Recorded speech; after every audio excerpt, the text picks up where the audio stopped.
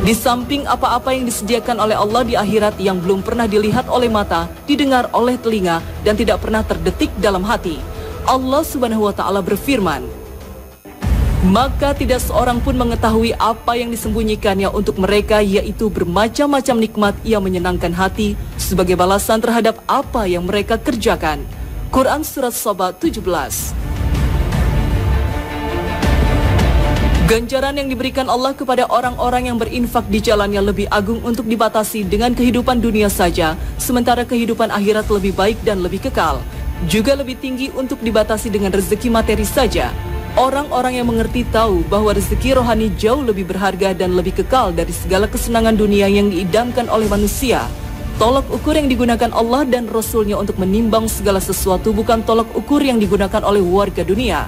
Hal ini bisa dilihat dalam firman Allah Subhanahu wa Ta'ala. Katakanlah Muhammad, dengan karunia Allah dan rahmatnya, hendaklah dengan itu mereka bergembira. Itu lebih baik daripada apa yang mereka kumpulkan. Quran Surat Yunus 58. Demikianlah makna doa malaikat, Ya Allah, berikanlah kepada orang yang berinfak pengganti. Lalu apa yang dimaksud dengan doa para malaikat, Ya Allah, berikanlah kepada orang yang enggan berinfak kerusakan? Kerusakan dimaksud adalah sanksi yang diberikan oleh Allah kepada orang-orang yang tidak mau berinfak dan tentu saja tidak terbatas pada kerugian harta saja. Namun bisa mencakup kerusakan fisik, istri, anak, atau hubungan antar manusia. Sebagaimana juga bisa berupa gangguan jiwa, kegalauan hati, kesempitan dada, dan lain-lain yang bisa merusak kehidupan seseorang dan menghalanginya untuk menikmati hartanya yang berlimpah.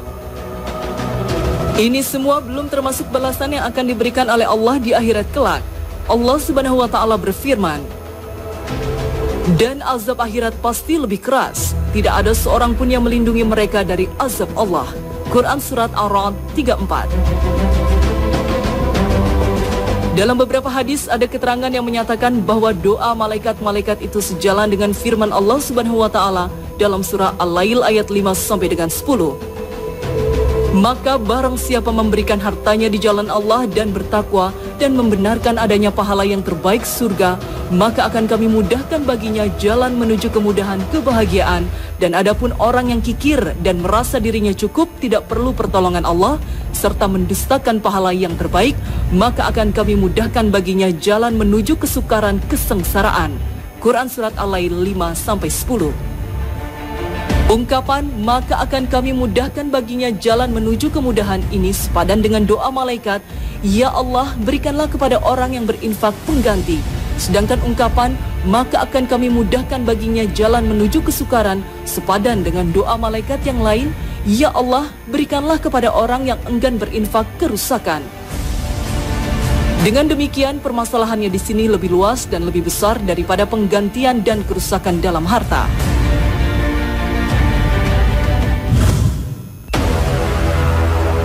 Pemirsa Kesana, Allah Subhanahu wa Ta'ala berfirman, dan orang-orang yang berdosa tidak akan memikul dosa orang lain.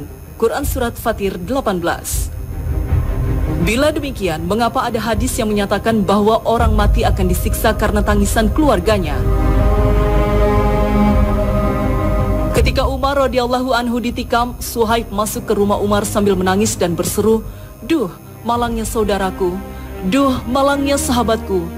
Umar berkata, Hai Suhaib, apa kau menangis karena aku? Padahal Rasulullah SAW bersabda, sungguh orang mati disiksa karena tangisan keluarganya.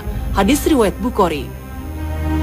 Kandungan hadis ini memang sedikit muskil, sepintas selalu bertentangan dengan ketentuan Al-Quran dan hadis lain bahwa seseorang tidak akan memikul dosa orang lain.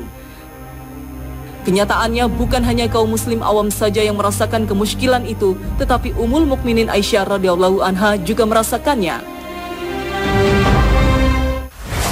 Dalam Sahih Bukhari disebutkan bahwa Ibnu Abbas menuturkan kepada Aisyah apa yang pernah dikatakan Umar kepada dirinya setelah Umar wafat, lalu Aisyah radhiyallahu anha menimpali, semoga Allah melimpahkan rahmat kepada Umar. Demi Allah, Rasulullah SAW tidak pernah mengatakan bahwa Allah akan menyiksa seorang mukmin hanya karena keluarganya menangisinya, tetapi Rasulullah SAW bersabda, sungguh Allah akan menambah azab orang kafir karena keluarganya menangisinya.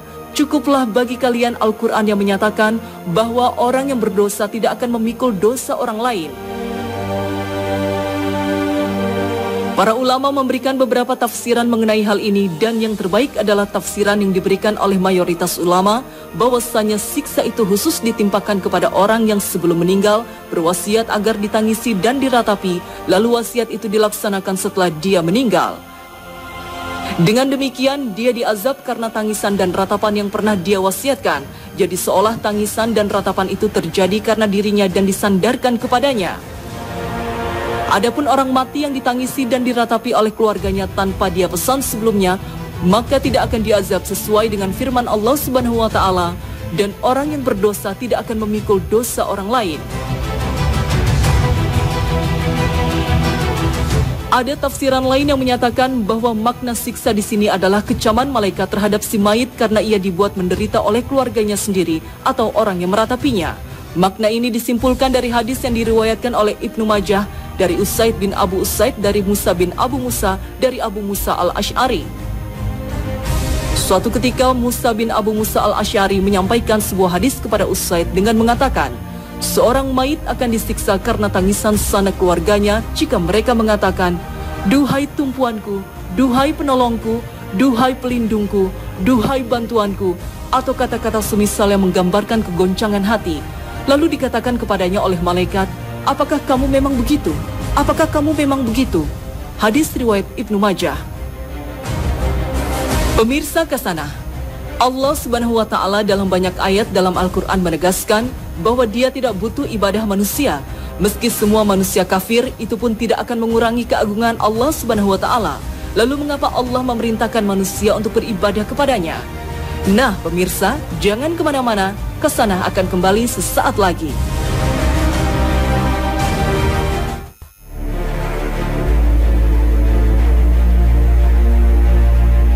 Allah Ta'ala tidak butuh ibadah kita. Allah Ta'ala tidak membutuhkan amal ibadah kita. Allah Ta'ala memerintahkan kita untuk menyembahnya, namun bukan karena ia butuh untuk disembah. Allah berfirman, Aku tidak menciptakan jin dan manusia, melainkan supaya mereka menyembahku saja. Aku tidak menghendaki rezeki sedikit pun dari mereka, dan aku tidak menghendaki supaya mereka memberiku makan. Sesungguhnya Allah dialah Maha Pemberi rezeki yang mempunyai kekuatan lagi sangat kokoh. Quran Surat Az-Zariyat 56 hingga 58. Kita beribadah atau tidak, kita melakukan amal kebaikan atau tidak, kita taat atau ingkar, kita maksiat atau tidak, sama sekali tidak berpengaruh pada keagungan Allah Ta'ala. Andai seluruh manusia beriman dan bertakwa, keagungan Allah tetap pada kesempurnaannya. Andai semua manusia kafir dan ingkar kepada Allah, sama sekali tidak mengurangi kekuasaannya. Dalam sebuah hadis qudsi Allah berfirman, Wahai hambaku, andai seluruh manusia dan jin dari yang paling awal sampai yang paling akhir, seluruhnya menjadi orang yang paling bertakwa, hal itu sedikit pun tidak menambah kekuasaanku. Wahai hambaku, andai seluruh manusia dan jin dari yang paling awal sampai yang paling akhir, seluruhnya menjadi orang yang paling bermaksiat, hal itu sedikit pun tidak mengurangi kekuasaanku. Hadis riwayat Muslim. Dengan demikian, Allah Ta'ala tidak butuh terhadap ibadah kita. Lalu untuk apa kita berlelah-lelah menghabiskan banyak waktu untuk beramal dan beribadah? Bukan karena kepentingan Allah Subhanahu wa taala, tapi karena kita yang butuh untuk itu. Allah Ta'ala berfirman, Jika kamu berbuat baik, kebaikan itu bagi dirimu sendiri, dan jika kamu berbuat jahat, maka kejahatan itu bagi dirimu sendiri. Quran Surat Al-Isra 7. Lihatlah firman Allah Subhanahu wa taala, Maka bertakwalah kepada Allah, wahai orang-orang yang mempunyai akal sehat, agar kamu beruntung. Al-Ma'idah 100. Tujuan akhir dari penciptaan manusia kembali pada diri mereka sendiri. Apa yang diinginkan Allah dari hambanya? Allah ingin mereka menjadi orang yang sukses. Allah ingin melihat hambanya mencapai kesempurnaan. Keinginan Allah ini tidak untuk menguntungkan dirinya sama sekali. Semua yang diinginkan Allah dari hambanya murni untuk keuntungan mereka sendiri. Pemahaman ini begitu penting karena kita tidak akan pernah merasa terbebani dengan segala aturan Allah Subhanahu wa taala setelah meyakini hal ini. Mengapa? Karena semua yang kita lakukan akan kembali pada diri kita sendiri. Sekecil apapun kebaikan akan kita nikmati, dan sekecil apapun keburukan akan kita pertanggungjawabkan. Pemirsa Kasana, sampai di sini akhir perjumpaan kita. Terima kasih atas perhatian Anda. Wassalamualaikum warahmatullahi wabarakatuh.